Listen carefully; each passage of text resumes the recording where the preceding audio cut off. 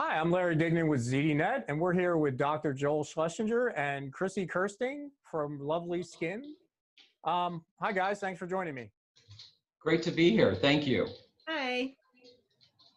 So I guess walk me through the details of LovelySkin. You have e-commerce operations, a medical practice, and brick and mortar. So COVID must have been very interesting for you. It really was. I'm the CEO of LovelySkin, and Chrissy is in charge of inventory purchasing manager for LovelySkin.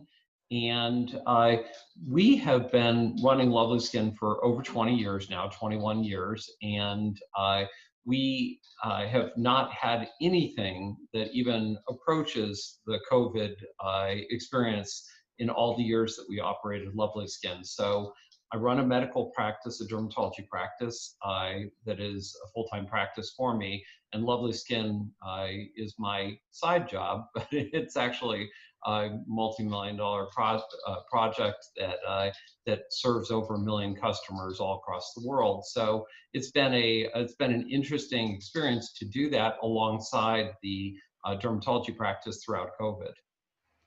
So I guess what you saw for demand, you probably saw brick and mortar fall and then e-commerce go up, and the medical practice was kind of who knows. What did you see early on, and then what did you see over the summer, and what are you seeing now? So early on, we had a sharp cutoff in the brick and mortar. And so as you can imagine, when the pandemic occurred, Nebraska had a shutdown. So not only was our medical practice shut down between approximately March 15th and June 15th, but our spa was closed. There were different startup rules as to when we could start up the spa, when we could start up the medical practice and the store. So we had a rather unique opportunity to have to take all the stock that was currently in the spa, medical practice, and store and move it into the warehouse, because the warehouse was going great guns at that point. But we wanted to make sure that the other stock wasn't left alone to languish on the shelves. So it was an interesting experience, but we were extraordinarily fortunate. During the month of April, we were up 100% year over year for the website, and during the month of May, we were up 50%, and we've leveled out at about 50% increase year over year throughout the time. So Chrissy, walk me through the planning cycle, like early on. What was the previous inventory, approach, and then how did that change? So previous inventory approach was really, just your typical demand planning, forecasting, just on a revolving cycle, right? And when COVID hit, Dr. Schlessinger was very just on the tip of his toes, like as soon as things started to shut down, just saying that we needed to start to stock up, that the forecasts didn't matter, we were going to sell through them. And I agreed with him. And so very early on, we just started to double up our forecasts, if you will. So, we had forecasted for Q2, and we were bringing in inventory that would have really been for Q2 and Q3 for us, and then selling through that in half the time. So you use NetSuite, right? So how did the models change, and I guess did the models catch up to basically what was your gut instinct to double inventory? They did eventually. Now they're a bit more level, right? But the initial spikes, we were really looking at demand on a day-to-day basis to see how it was trending upward. And that's one thing that NetSuite really allows us to do and to have is on-demand real-time data at our fingertips so that we can shift and adjust at a moment's notice. So Joel, did you have to think through kind of inventory mix? Like were some products selling better than others in COVID? Absolutely. So what we stocked up on primarily was, of course, our top brands that we were concerned might run out because of either a disruption in their supply chain or disruption in the delivery chain to us. But we also were particularly concerned about products that we felt would be cleaning oriented, because as COVID unfolded, it was clearly a situation where the majority of the concern was around staying clean. And we saw soaps and detergents and shampoos flying off the shelves. And I had the feeling that we would be going into a different amount of inventory needs because of that. And we stocked up on things like there's a certain cleanser called CLN that we have that is a bleach-based cleanser. We stocked up on shampoos, and we're fortunate because that was an area that we segued into recently within the past 5 years. And with the closure of salons, it was absolutely crushing for us because there was so much pent-up demand for that. Additionally, we went into certain other areas, like we went into haircutting shears when we realized that people weren't able to get their haircut at the salons. And we did fairly well selling those, as well as certain other hair care products. So it was a shift, and we were fortunate because as a dermatologist, I was able to see what the trends were in my office. We were doing telemedicine at that point. And so we were seeing people having needs for this, that, and the other thing. And I was able to take those needs and sort of attribute them to the website and a logical process of ordering for that. So your demand planning was basically your dermatologist practice?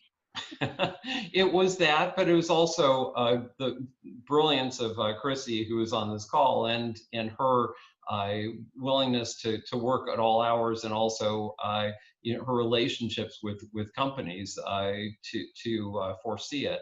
Now, keep in mind, we started this all during the period of March 15th, which is essentially the beginning of skincare and sunscreen season. So sunscreen season was an absolute amazing thing to plan for, because you normally see something like, would you say, Chrissy, doubling, tripling of sunscreen from March to April? That's right, definitely. Well, we saw like 7 to 8 times the sunscreen during that time, because not only were we responsible for people's sunscreens, but when Amazon essentially broke and was unable to deliver products, any of the brands that had fulfilled by Amazon were no longer able to fulfill. So if we do Amazon Professional and Amazon Luxury Beauty as a retailer for them, and so those brands were essentially relying 100% on us for their fulfillment in all Amazon. So our Amazon numbers went up sky high during April and May. So Chrissy, how much of a concern was supply chain? Like delivery times were extended. I mean, the logistics were I mean, the delays were pretty crazy for those of us that just got used to 2-day or 1-day shipping. Right. How did So you plan for that? So for us, for shipments coming in to our facility, we did see delays, and that was part of just the idea to pre-plan and bring in as much inventory as we possibly could up front. We're still seeing delays related to supply chains. We have out of stocks that are related to our vendors having packaging component delays. So they're having manufacturing delays. And then, of course, shipping delays, logistics. For us to get our products to our customers, we really worked very, very hard. Our fulfillment team worked very hard to be sure that we were still getting packages out the door in a timely manner to our customers. One of the things that was kind of interesting about that time was that we had some products that were not able to be fulfilled because our distributors, our companies that were putting them together, actually manufacturing them, were not considered essential workers. So for a couple of those products, we were able to explain the need for people, and that allowed those companies to allow their workers to come into work in places like California and Michigan. And it was rewarding for us to be able to offer a lifeline to people that would have otherwise not had employment, and let the governments in those various states understand the problems that shutting down entire factories can cause.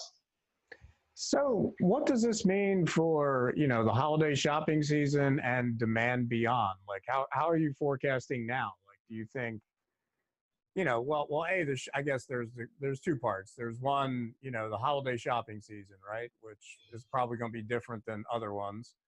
And then, just looking forward when there's a vaccine, what do you think will happen beyond that? Why don't you take that one, Chrissy? Okay. Well, for the holiday season, really, we saw even just in the beginning of October, things start to peak again. So we could definitely tell that people were shopping earlier and looking for deals earlier on in the season. And so really that season has been extended for us.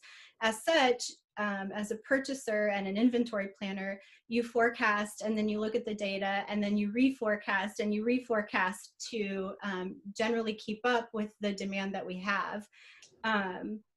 Looking ahead, with the vaccine on the horizon, it's so interesting, and I'm sure Dr. Schlessinger will have something to say about this as well, about consumer patterns. And now that everyone has gotten used to staying home and getting their products at the click of a button and being able to have packages delivered to their doors in a timely manner,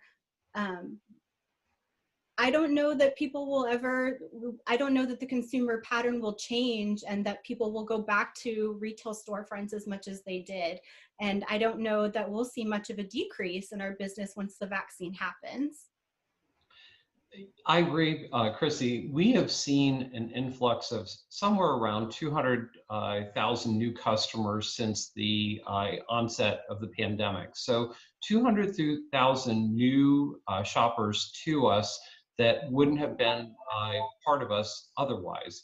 So that's something that we hopefully will have done a great enough job to want them to continue to utilize our services afterwards. And so far that seems to be panning out. There are so many facets of the vaccination program that really are difficult to predict, i.e.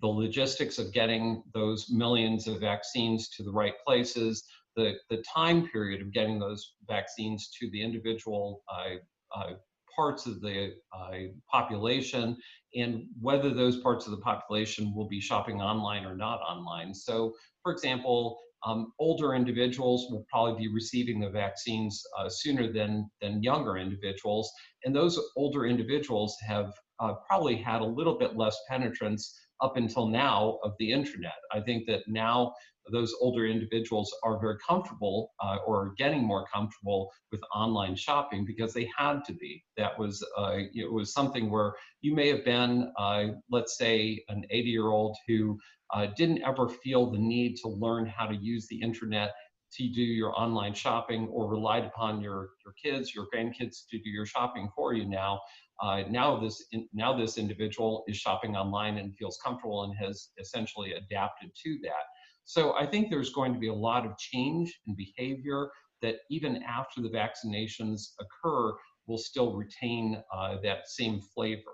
One thing I wanted to mention and probably talk about with the entirety of the NetSuite experience for us is that before having NetSuite, we just didn't have any facility to demand plan. And so that was something that really helped us a great deal during the pandemic.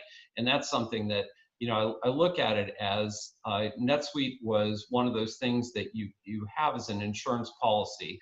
We used demand planning in certain ways prior to the pandemic, and it was something that was just a thing that we did that Chrissy used, but when the pandemic occurred, the numbers shifted so greatly that it was almost impossible to figure out how to do it. Plus the addition of taking in the various inventories from the brick and mortar store to the website, and also the spa and the clinic, and making sure that they didn't spoil, because almost every product that we have has an expiration date on it. So we had to make sure that we had those products in the right places. So it was a tremendous amount of dislocation of product, people, and processes that helped to have the backbone of the ERP of NetSuite. So I think that was one thing that really helped us a great deal to keep on track during this time. The other thing was the component aspect of it. So NetSuite has component aspect, and we have various other aspects of it that have helped us to plan for things that are just as simple as boxes. How many boxes will we need to get us through the end of December? Because as you may or may not know, there's now a box shortage, and the box shortage is happening because Amazon is stocking up on all sorts of boxes to get them through the holidays. So we needed to predict how many boxes we would need for Amazon orders, for regular orders, for just storage of product. So it's interesting. There are so many facets that having an ERP helped us through this pandemic. And I think that it's just something that makes it a different sort of experience if you have it versus if you don't have it. And it was interesting. I don't know, Chrissy, am I accurately summing it up? Definitely. And then I would also just add to that having all of the data in one place, all of our inventory and financials all together in one place, so that as we're planning, we can also stay in touch with cash flow for the company as well, was a big help. So it sounds like you guys had a big crash course in demand planning. Yes. We certainly did. The other aspect of it was the sales tax aspect, which we utilized through the NetSuite platform, and that was essential as well, because we're going into different venues that we'd never gone into before because of the sudden influx of customers. And lastly, customer care aspect of it. We use it with customer care, and their team was working off-site. So they had to have a system they could access off-site. So it was fortunate we had that ability. And of course, Chrissy and I were working off-site to some degree as well. I was doing telemedicine. Chrissy was working from her house. It was amazing to have the system that, normally, I guarantee you 10 years ago, if we'd been off-site and using our NetSuite system, it would have been a disaster, because we didn't have the ability to get in and get these numbers like that. Okay, thanks for joining us. Thank you. Thank you.